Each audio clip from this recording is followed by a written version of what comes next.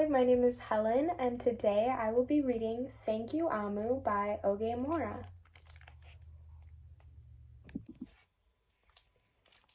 Quick note to the readers and listeners, OMU is pronounced Amu and is the Igbo term for queen.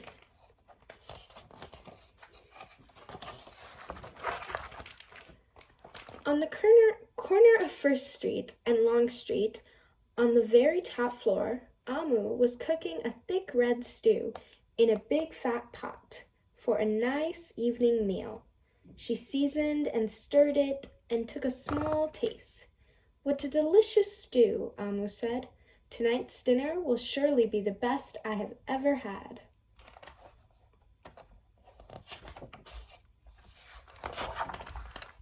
With that, Amu put down her spoon and went to read a book before supper. As the thick red stew simmered on the stove, its scrumptious scent wafted out the window and out the door, down the hall, toward the street, and around the block until, knock, someone was at the door. When Amu opened it, she saw a little boy.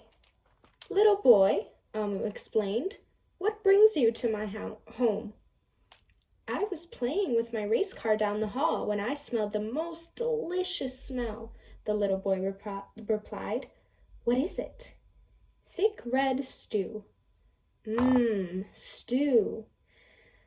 He sighed. "That sure sounds yummy."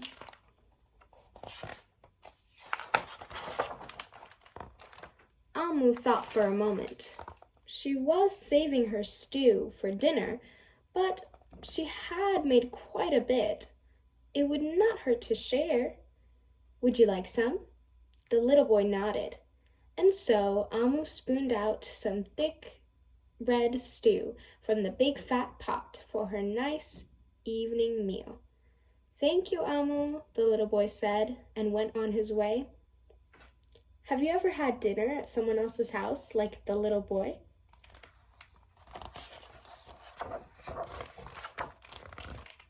With that, Amu closed the door and went back to her book. As she read, her thick red stew's scrumptious scent wafted out the window and out the door, down the hall, toward the street, and around the block until, knock, knock, someone was at the door. When Amu opened the door, this time she saw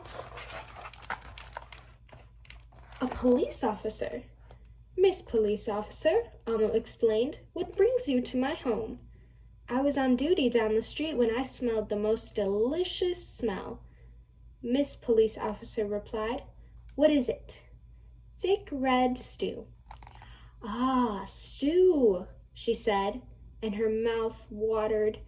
"That sounds mighty tasty." Amu thought for a moment. There was still enough to share. "Would you like some?" The police officer nodded.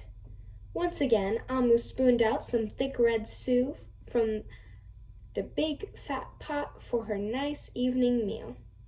"Thank you, Amu," said the officer, and went on her way.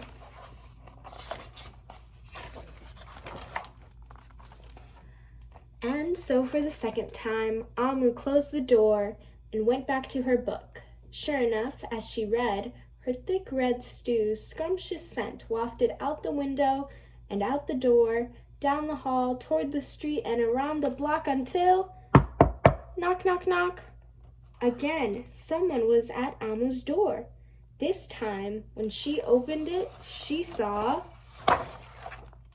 a hot dog vendor. "Mr. Hot Dog Vendor," Amu exclaimed, "what brings you to my home?" "I was selling my hot dogs down the block when I smelled the most delicious smell," Mr. Hot Dog Vendor replied. "What is it?" "Thick red stew." "Oh, stew." The vendor licked his lips. "That sounds quite delectable."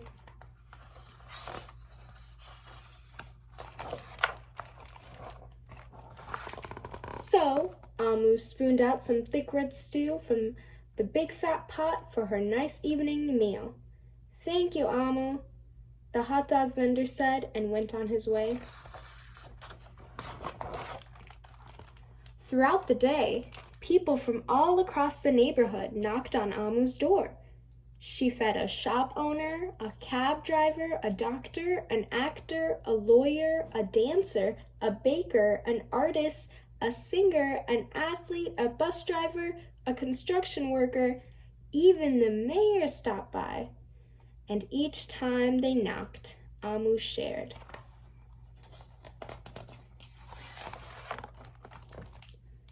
Soon, the sky darkened, the streetlights brightened, and it was finally time for dinner.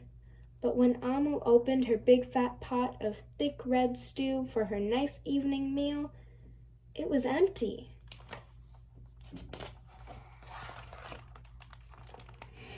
Amu sniffled.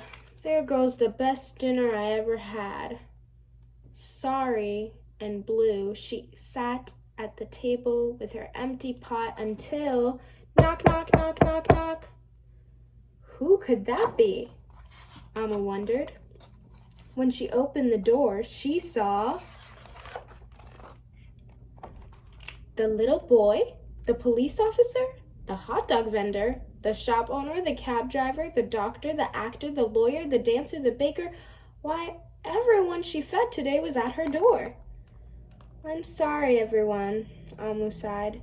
My thick red stew is all gone. I have nothing left to share. The little boy tugged at Amu's sleeve. Don't worry. Don't worry, Amu. We are not here to ask. We are here to give.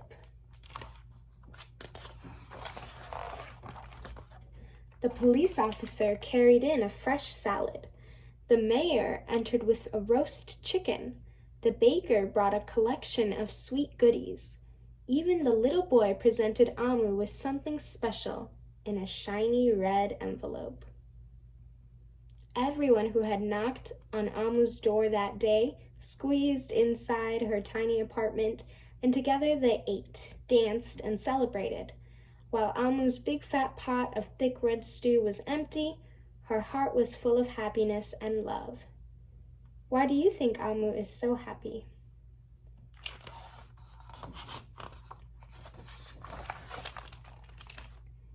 That dinner was the best she'd ever had. So a quick author's note, it says, in Igbo, the Nigerian language of my parents, Amu means queen. Yet for me growing up, it meant grandma. When my grandmother cooked, she danced and swayed her hips to the radio as she stirred what was often a large pot of stew. In the evening, my family would come together at the dinner table for her meal.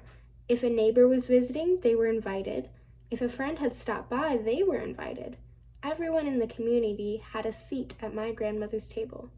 While my grandmother has since passed away, her giving heart has stayed with me.